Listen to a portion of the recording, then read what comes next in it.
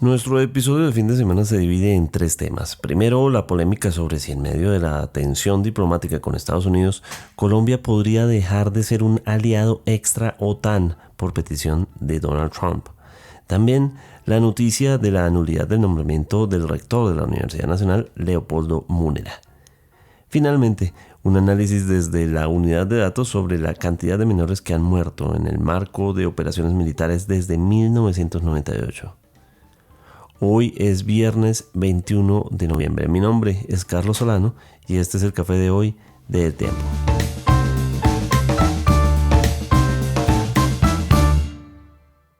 El Tiempo es un medio aliado de The Trust Project.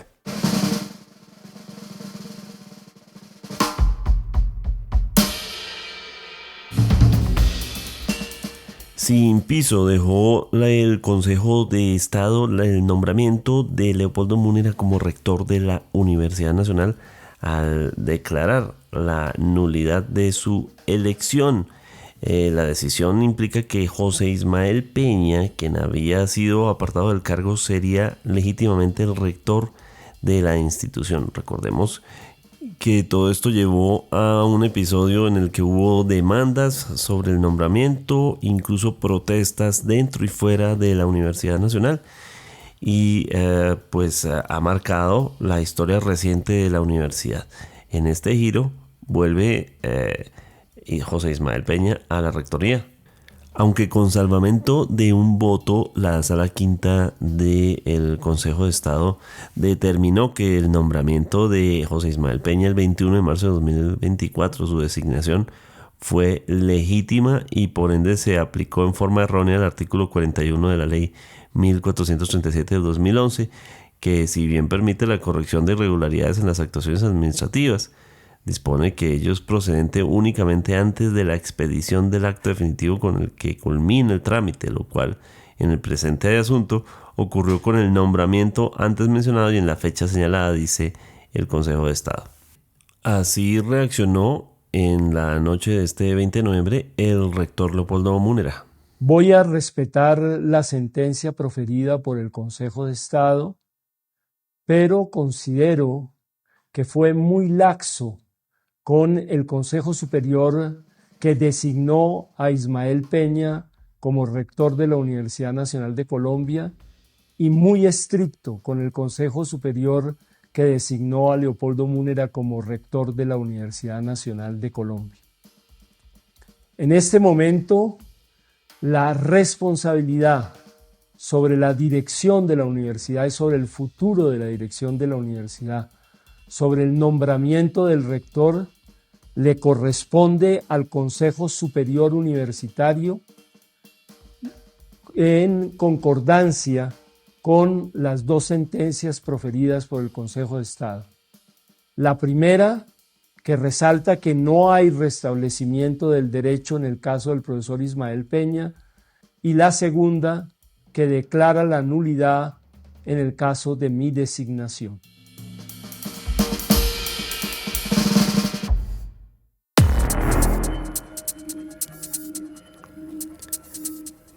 Según diferentes fuentes consultadas por este diario, Donald Trump estaría considerando retirarle a Colombia el estatus de aliado extra OTAN que había adquirido el país hace 3 años. Este fue un privilegio reciente cuando Joe Biden en su mandato ofreció el reconocimiento al mandatario colombiano Iván Duque en ese momento, pero el deterioro de las relaciones entre Estados Unidos y Colombia ha llevado al plano en el que, según las fuentes, el presidente de Estados Unidos estaría considerando seriamente retirar esta designación, lo que significaría salir de este listado de 21 países, entre ellos Japón, Israel, Egipto, Corea del Sur, Marruecos y Nueva Zelanda.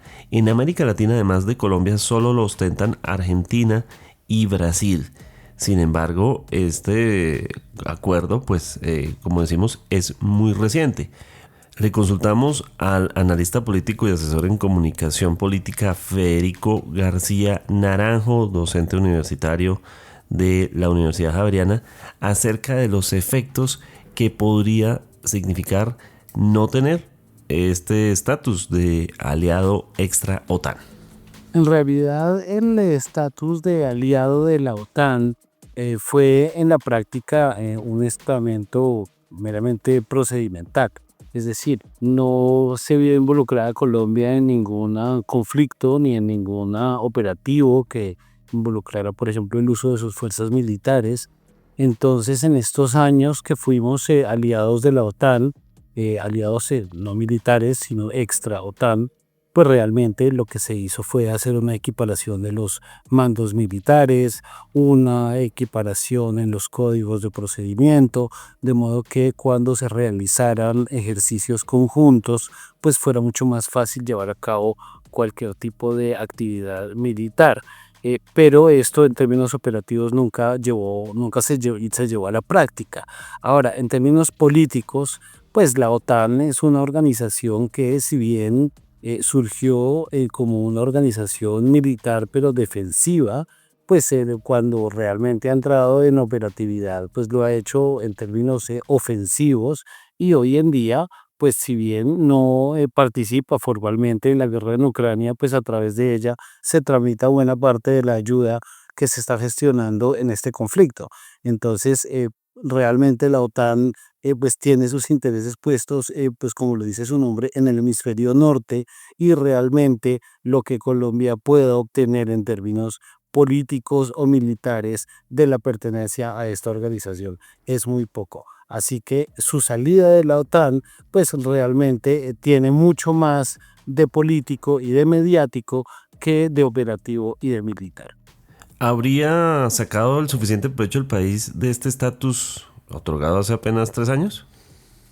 Pues en su momento se entendió que la pertenencia a la OTAN, así fuera como miembro aliado, pues se derivaría en un rédito político de prestigio para el país, en los mismos términos en los que se piensa, por ejemplo, la pertenencia a la OCDE. Es decir, se entiende que si el país pertenece a estas organizaciones, pues eso derivará en un estatus, en una imagen, en una efecto en términos de relaciones públicas, de contactos, de vínculos y alianzas con países con quienes se tienen intereses comunes.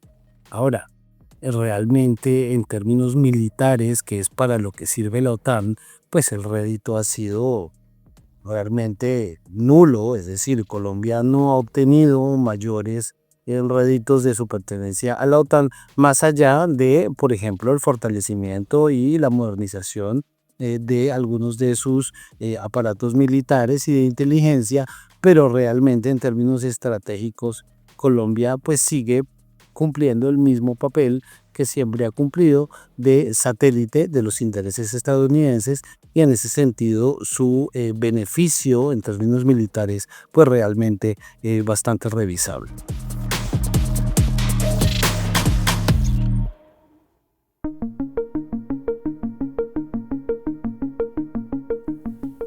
Durante esta semana hemos hablado en varios episodios acerca del triste desenlace de bombardeos militares que llevaron a la muerte de 15 menores de edad en lo corrido de los meses de agosto a noviembre.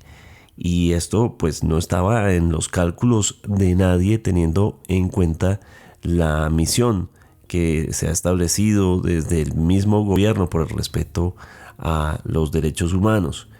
Pero son 15 menores de edad que han fallecido en 2 operaciones, particularmente una en el Amazonas y otra en Guaviare recientemente, que es por lo que sale a la luz toda esta situación.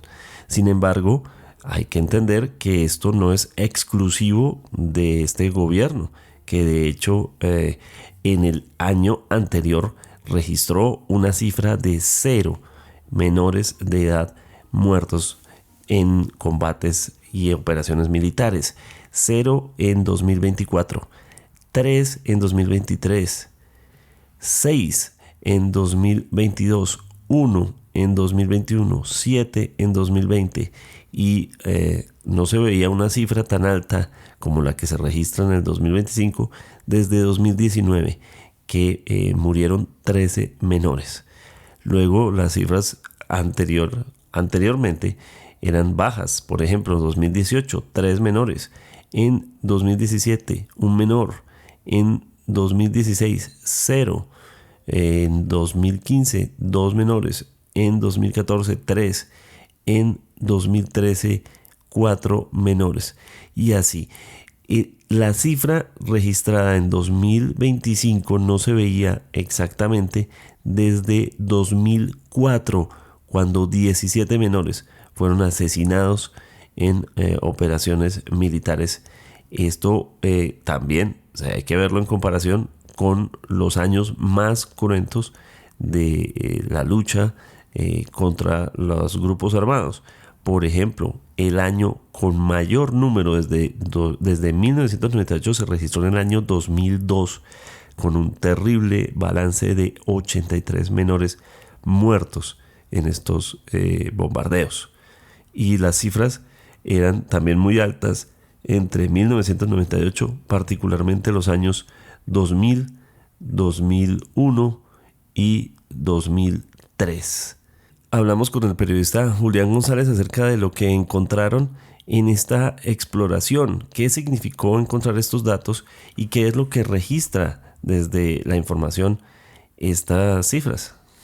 Antes que nada, esta investigación se hizo con base en los datos del Centro de Memoria Histórica, datos tanto de muertes en el contexto del conflicto armado como de reclutamiento y uso de menores por parte de los actores armados. Dentro de nuestros hallazgos está que con los 15 niños que han sido notificados por parte del Instituto de Medicina Legal, se conforma la cifra más alta desde el 2004 de muertes de menores de edad relacionadas al conflicto. En ese año se notificaron 17 y hacía parte del primer periodo presidencial de Álvaro Uribe Vélez. Un segundo punto que se tuvo en cuenta fueron las cifras de menores de edad fallecidos durante cada periodo presidencial. Si bien no se ha regresado a los registros tan altos que hubo a principios del siglo XXI, luego de la caída en esta cifra durante la segunda presidencia de Juan Manuel Santos, cuando se firmó el acuerdo de paz con la guerrilla de las FARC, se ha vuelto a registros similares a los de su primera presidencia. Juan Manuel Santos tuvo 20 registros durante el 2010 y el 2014, y luego durante la presidencia de Iván Duque se registraron 26 muertes de menores, y ahora en el gobierno de Gustavo Petro, si bien no se ha superado ni la cifra de Iván Duque ni la de la primera presidencia de Juan Manuel Santos, se registran hasta el momento 19 muertes y preocupa que se iguale o se superen las cifras que antes han sido mencionadas. Aquí esto, por supuesto, hay que compararlo con el reclutamiento de los grupos al margen de la ley de los menores, quienes son los grupos los primeros responsables, como lo ha señalado Naciones Unidas y el mismo presidente. Destacar la relación de las muertes de menores dentro de operaciones militares con el reclutamiento forzado por parte de los grupos armados al margen de la ley. Luego de la firma del acuerdo de paz, si bien ha habido cifras más bajas que las que había tanto principios de los 2000 como los 90, sigue presentándose reclutamiento tanto por parte de las disidencias de las FARC como del ELN principalmente, según cifras del Centro de Memoria Histórica. Algunos departamentos en los que ha sucedido más en este rango de tiempo han sido en Antioquia, Chocó y Cauca.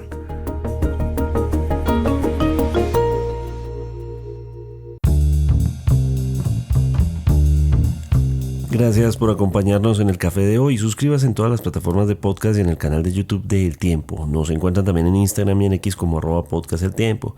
Además, si quiere recibir a través de WhatsApp la notificación de cada nuevo episodio, siga el enlace que se encuentra en la descripción o envíenos un mensaje con la palabra suscripción al teléfono 320-300-5327 y haga parte de la comunidad de El Café de Hoy.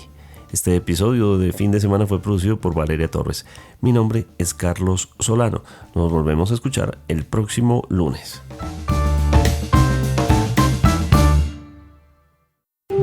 Podcast El Tiempo.